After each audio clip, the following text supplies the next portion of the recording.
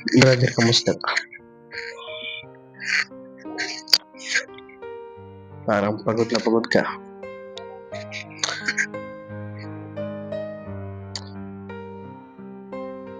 Huling beses kang umiti, brother. Sobrang hirap ng tanda na.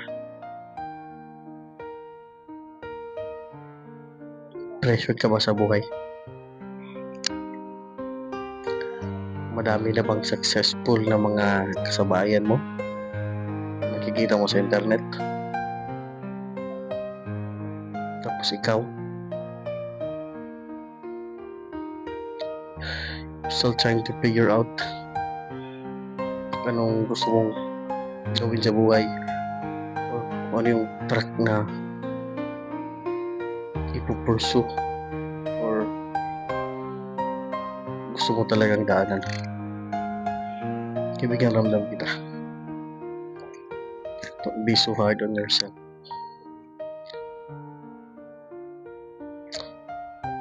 Minsan talaga ang buhay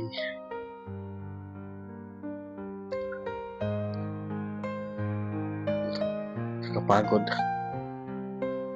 Minsan nakakalungkot. Tandaan mo, kaibigan,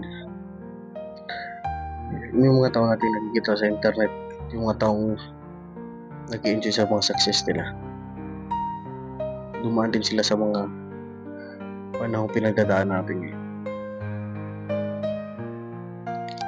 Don't just huwag mo lang i-dwell. Don't focus too much on negativity. Isipin mo lang na you're still on the process. Ano naman talaga, kaibigan eh. Lahat naman ng bagay sa mundo, especially maganda or pangarap mo, pinagtsatsagaan talaga eh. Ano, kaibigan, you're gonna make it. Just don't be too hard on yourself. Ngiti ka rin. Enjoy mo lang yung buhay. Enjoy mo lang yung proseso. Hindi man sa paraang inom ka or magliwaliw. Just be happy in a way na you will still not lose your track sa pangarap mo. Kaibigan, darating kayong lahat doon. Huwag tayo magtatagumpay sa buhay. As long as naniniwala ka na kaya mo. As long as may naniniwala sa'yo. Ako naniniwala ko yung kaibigan. Tuloy mo lang. If you feel like walang sumitsira sa'yo, walang nag-road success mo, mayroon, kaibigan. Hindi mo lang alam. There were people that are silently rooting for your success.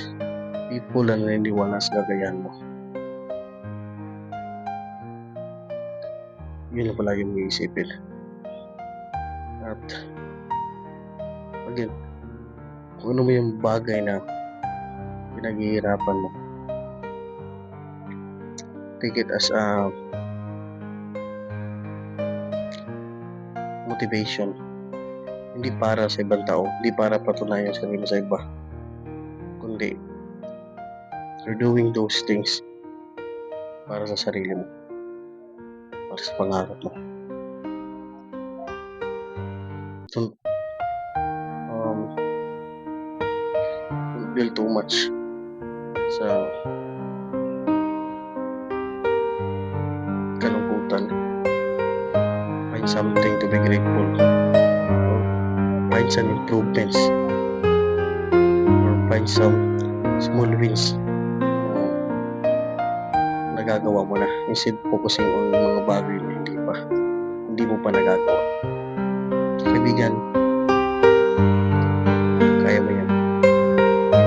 Deep breath, inhale, exhale, rest, boost as many as you can. Huwag kang